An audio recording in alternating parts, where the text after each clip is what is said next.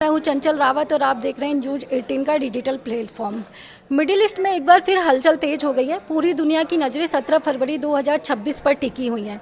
इस दिन ईरान और अमेरिका के बीच परमाणु मुद्दे पर दूसरे दौर की बातचीत होने वाली है।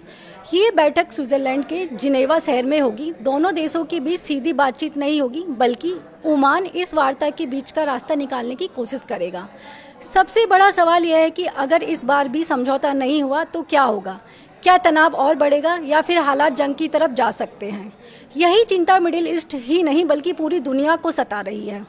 इजराइल के प्रधानमंत्री नेतन्याहू ने साफ कहा है कि ईरान के साथ कोई भी नया समझौता तभी स्वीकार होगा जब उसका परमाणु बम पूरी तरीके से खत्म कर दिया जाएगा। उनका कहना है कि सिर्फ यूरेनियम बनाने की प्रक्रिया रोक देना ही काफ़ी नहीं है, उन मशीनों और सिस्टम को भी खत्म करना होगा जिनसे दोबारा परमाणु बम तैयार किया जा सकता है। नेतन्याहू का मानना है कि अगर सख्ती नहीं बरती गई तो खतरा बना रहेगा। वहीं दूसरी ओर ईरान के विदेश मंत्री अब्बास ने संकेत दिए हैं कि अगर अमेरिका आर्थिक प्रतिबंध हटाता है तो ईरान परमाणु मुद्दे पर समझौते के लिए तैयार हो सकता है।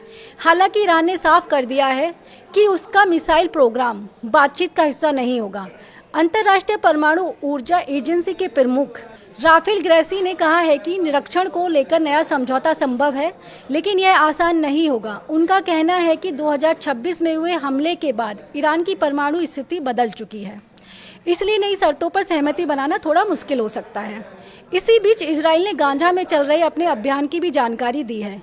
नेतन्याहू ने कहा है कि वहां करीब 500 किलोमीटर लंबी सुरंगों का जाल था, जिसमें से इजराइल ने लगभग 150 किलोमीटर सुरंगों को नष्ट कर दिया है। बाकी काम अभी जारी है। उन्होंने साफ कहा है कि जब तक सभी अहम सुरंगें नष्ट नहीं हो जाती तब तक अभियान जारी रहेगा। उधर अमेरिका ने भी अपनी सैन्य तैयारी बढ़ा दी है। खबर है कि अमेरिका ने अपने क्षेत्र में एक और विमान वाहक पोत तैयार किया है। यानी एक तरफ बातचीत चल रही है, दूसरी तरफ सुरक्षा इंतजाम भी मजबूत किए जा रहे हैं। नेतन्याहू ने अमेरिका से मिलने वाली सैन्य मदद पर भी बात की है। फिलहाल इजराइल को हर साल करीब अमेरिका से 3.8 अरब डॉलर की मदद मिलती है, जो 2028 तक जारी रहेगी। हालांकि उन्होंने कहा है कि इजराइल की अर्थव्यवस्था पहले से मजबूत है और आगे आने वाले 10 सालों में इस मदद को धीरे धीरे कम किया जा सकता है। उनका कहना है कि इजराइल अब अमेरिका के साथ रिश्ता सिर्फ मदद तक सीमित नहीं रखना चाहता, बल्कि बराबरी और साझेदारी की रिश्ते की ओर बढ़ना चाहता है।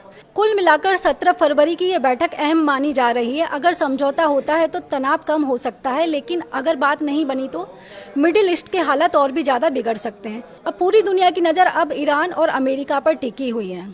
धन्यवाद।